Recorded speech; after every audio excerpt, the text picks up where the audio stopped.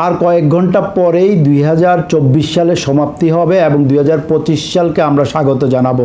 কিন্তু এই স্বাগত জানানোর মাধ্যম হিসাবে আমাদের মধ্যে কেউ কেউ এমন কিছু পদ্ধতি অবলম্বন করে যা অন্যের ক্ষতির কারণ হয়ে দাঁড়ায়। আমি আতশবাজির কথা বলছি, ফানুস উড়ানোর কথা বলছি। এই আতশবাজি পোড়ানোর কারণে 2024 সালের অর্থাৎ শেষ বর্ষে বায়ু দূষণের পরিমাণ বৃদ্ধি পেয়েছিল 35%, আর শব্দ দূষণের পরিমাণ বৃদ্ধি পেয়েছিল প্রায় 42%।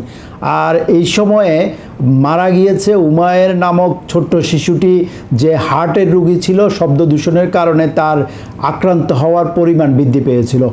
আর না বললেই নয়, হাজার হাজার লক্ষ লক্ষ পাখি কীভাবে দিক বিদিক জ্ঞানশূন্য হয়ে এদিক সেদিক দৌড়াদৌড়ি করেছে। আর কুকুর বিড়াল কিভাবে একটি অসহায় অবস্থায় ছিল। মানুষ, প্রাণী, উদ্ভিদ, কীট পতঙ্গ প্রত্যেকেই নববর্ষ উদযাপনের পাশবিকতায় তারা তাদের জীবনকে বিপন্ন করে তুলেছে। আমরা চিন্তা করি না বয়স্ক মানুষটির কথা, যে অসুস্থ হয়ে বিছনায় শুয়ে আছে, আতশবাজির শব্দে তার কীরকম দুর্বিষহ জীবন যাচ্ছে। আমরা সেই শিশুটি সদ্য ভূমিষ্ঠ, তার কথা চিন্তা করি না। আতশবাজি তার কাছে আতঙ্কের বিষয়। আমরা মাতৃগর্ভের শিশু কিভাবে মায়ের পেটে লাফালাফি করে আতশবাজির শব্দে, সেটি আমরা বিবেচনা করি না। আমরা দেখি না পাখিরা কিভাবে প্রাণভয়ে দৌড়াদৌড়ি করে মৃত্যুবরণ করছে। আমরা দেখি না কুকুর বিড়াল কিভাবে রাস্তার এই দিক থেকে সেই দিকে ঘেউ ঘেউ করে কিংবা শব্দ করে দৌড়াদৌড়ি করছে। এই সব পরিস্থিতি সৃষ্টি করছি আমরা আতশবাজি পোড়ানোর মাধ্যমে। আর ফানুসের যত্রতত্র আগুনের পড়ে যাওয়ার কারণে আগুনের দুর্ঘটনার খবর 999-এ কয়েক শত অভিযোগ পড়ছে। এটি যে খালি 2024 সালে আমরা লক্ষ্য করছি তা না, গত 7-8 বছর ধরে আমরা ক্রমান্বয়ে লক্ষ্য করছি এটির পরিমাণ মহামারী আকারে বৃদ্ধি পেয়েছে। আমরা কোভিডকালীন সময়ে মৃত্যু ভয়ে ছিলাম বলে কদিন আতশবাজি ফুটেনি, কিন্তু তারপরে আবার সেই পাশবিক উন্মাদনায় আমরা মেতে উঠেছি। এমন একটি সময় আমরা এই আতশবাজি ফুটাই জানুয়ারিতে বা ডিসেম্বরের শেষে, যখন পৃথিবীর সবচেয়ে দূষিত শহরের তালিকায় বায়ু দূষণের কারণে বাংলাদেশের ঢাকা শহরের সহ অন্যান্য শহরগুলো অবস্থান করে। আতশবাজির এই মহামারী ঢাকা শহর সহ বাংলাদেশের অন্যান্য শহরে আজকে ছড়িয়ে পড়েছে।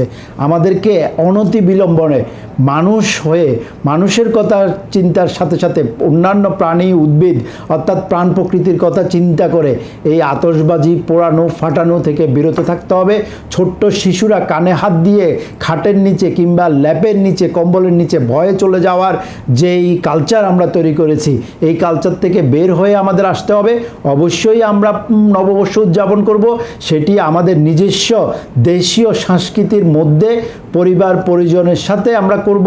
সেটি সাংস্কৃতিক অনুষ্ঠান, লাইট, নগরকে সুসজ্জিত করা, নগরকে পরিচ্ছন্ন রাখা, বৃক্ষরোপণের মাধ্যমে এবং সামাজিক বিভিন্ন কর্মকাণ্ডের মাধ্যমে পরস্পরকে সহযোগিতামূলকভাবে সেটি আমরা উদযাপন করব, যাতে অন্য কারো, সেটি মানুষ, প্রাণী, কীটপতঙ্গ কিংবা উদ্ভিদ, তাদের ক্ষতি না করে এই উদযাপন যদি আমরা করতে পারি, তাহলে সত্যিকার অর্থে মানুষ হিসাবে আমাদের জন্মটি সার্থক হবে। তা না হলে আমরা নিজেদের কাছে নিজেরাই দোষী হয়ে যাব। স্যার, এই আতশবাজি ফোটানোর কারণে পরিবেশের কি কি স্পেসিফিক ক্ষতি হচ্ছে, বিষয়টি ছোট্ট করে আমরা লক্ষ্য করছি যে গত কয়েক বছর ধরে 31st সেলিব্রেশনের সময় তার ঠিক আগের দিনের তুলনায় বায়ু দূষণের পরিমাণ বৃদ্ধি পায় কয়েক গুণ, শব্দ দূষণের পরিমাণ বৃদ্ধি পায় কয়েক গুণ।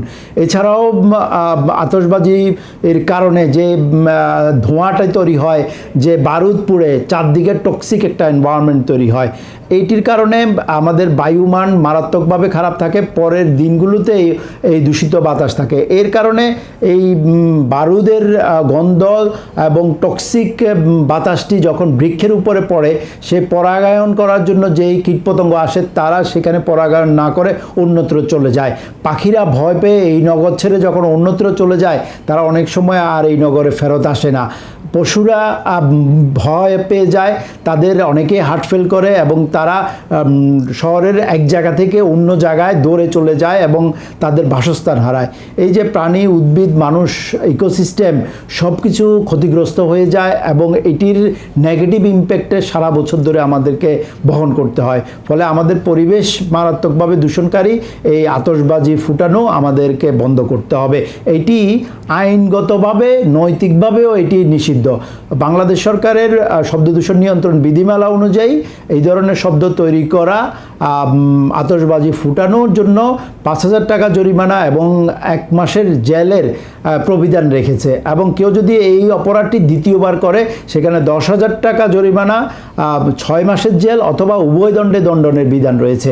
সেই কারণে সকলের প্রতি আমাদের অনুরোধ থাকবে, আনন্দ প্রকাশের মাধ্যম হিসেবে আমরা আতশবাজিকে গ্রহণ না করি, বরং একে না বলি, একে পরিহার করি এবং সামাজিক সাংস্কৃতিক অন্যান্য অনুষ্ঠানের মাধ্যমে দেশীয় সংস্কৃতি কাজে লাগিয়ে আমরা সকলে মিলে নববর্ষ উদযাপন করি।